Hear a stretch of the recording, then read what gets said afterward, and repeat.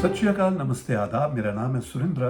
Canada Punjabi media के show कौन बनेगा टोरंटो का अगला मेयर, इसमें इस एपिसोड में हम आपको आज मिलवा रहे हैं जो कैंडिडेट हैं एंथनी फ्यूरी से। तो जैसे कि आपको पता है, इस सीरीज में हम आपको उन 7 कैंडिडेट्स में से मिलवा रहे हैं जो ओपिनियन पोल में सबसे लीडिंग पाए गए और जिनको डिबेट्स में भी इनवाइट किया गया। तो दोस्तों, एंथनी फ्यूरी के बारे में बात करते हैं। 39 सालों की उम्र है उनकी और कभी टोरंटो सन जो एक डेली न्यूज़पेपर है टोरंटो का, उसमें लिखा करते थे। फिर रेडियो में टॉक शोज करने लग गए और यानी कि एक ज़बरदस्त जर्नलिस्ट रहे। और आजकल ट्रू नॉर्थ मीडिया नेटवर्क में एक एग्जेक्टिव हैं। उनका जन्म ओंटारियो के पोर्ट एल्गिन में हुआ था और फिर वो टोरंटो मूव जब कर गए 10 साल की उम्र में, तो उन्होंने ज्वाइन किया कनाडा का नेशनल बैले स्कूल। उनका कहना है कि वो इस इलेक्शन में आउटसाइडर हैं, अपने आप को बड़ा क्लियरली राइटिस्ट अप्रोच वाला मानते हैं और वो क्लेम करते हैं कि कई कंजर्वेटिव्स भी अब उनको सपोर्ट कर रहे हैं। तो उनके जो प्रोमिसेस हैं इस इलेक्शन में, जो 2023 के बाई इलेक्शंस हो रहे हैं मेयर के लिए, उसमें उन्होंने कुछ प्रोमिसेस किए हैं, कुछ एजेंडा रखा है और बड़ा क्लियरली रखा है। तो क्या है वो? तो पहला तो उनका एजेंडा ये है कि जो होमलेस एनकैंपमेंट्स हैं, जो टेंट्स हैं, उसको क्लियर करवाएंगे। यानी कि वो कहते हैं जो पार्क्स वगैरह हैं वो लोगों के रिक्रिएशनल एक्टिविटीज़ वगैरह के लिए होंगे वहाँ पे।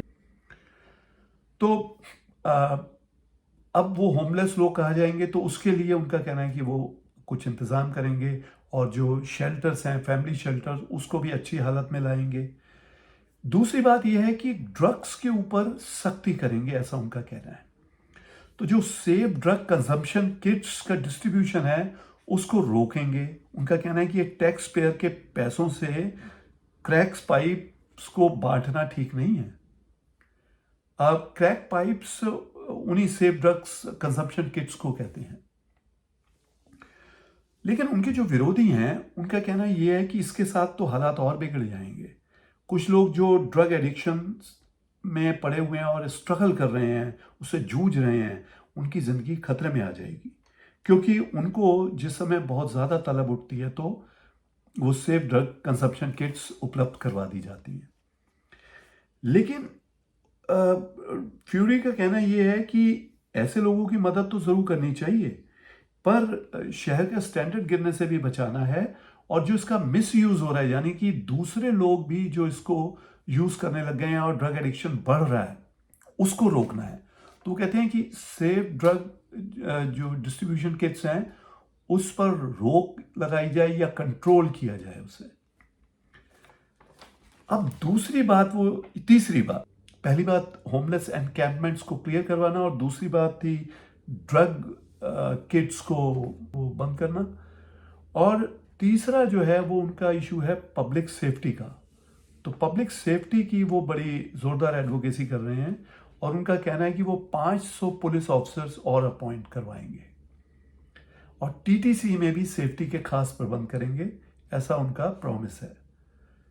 और इसके अलावा एक उनका और बड़ा इंटरेस्टिंग प्रॉमिस है, वो ये है कि फर्स्ट टाइम होम बायर्स के लिए लैंड ट्रांसफर टैक्स का जो म्यूनिसिपैलिटी को जाने वाला पोर्शन है उसे खत्म करवाएंगे और धीरे धीरे इस पूरे लैंड ट्रांसफर टैक्स को ही खत्म करवा देंगे।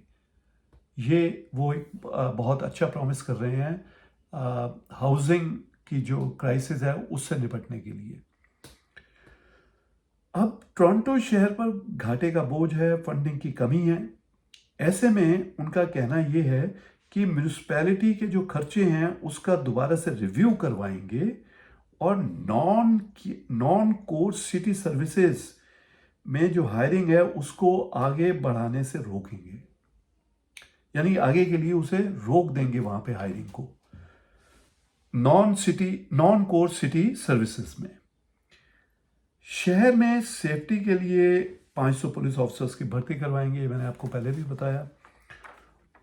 अब वो ये कहते हैं कि जो टोरंटो में शेल्टर्स हैं और फैमिली शेल्टर्स हैं, वहाँ जो सिटी गवर्नमेंट की तरफ से crack pipe safe drug kits दी जाती हैं, उससे वो अनऑफिशियल ड्रग इंजेक्शंस के अड्डे बन गए। तो कहते हैं उसको मैं क्लियर करवाऊंगा, और वो उनका कहना है कि उनकी हालत दोबारा से ठीक करवाएंगे ताकि होमलेस लोग भी वहां जा सकें।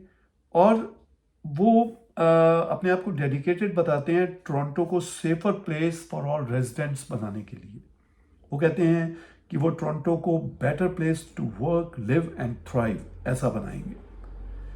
सपोर्ट करेंगे पुलिस को और टैक्सेस को लो रखेंगे, ये उनका कहना है। तो ये हैं एंथनी फ्यूरी जो टोरंटो मेयर का इलेक्शन लड़ रहे हैं। तो बाकी आप उनकी वेबसाइट पर जाकर देख सकते हैं, विकिपीडिया पर जाकर देख सकते हैं।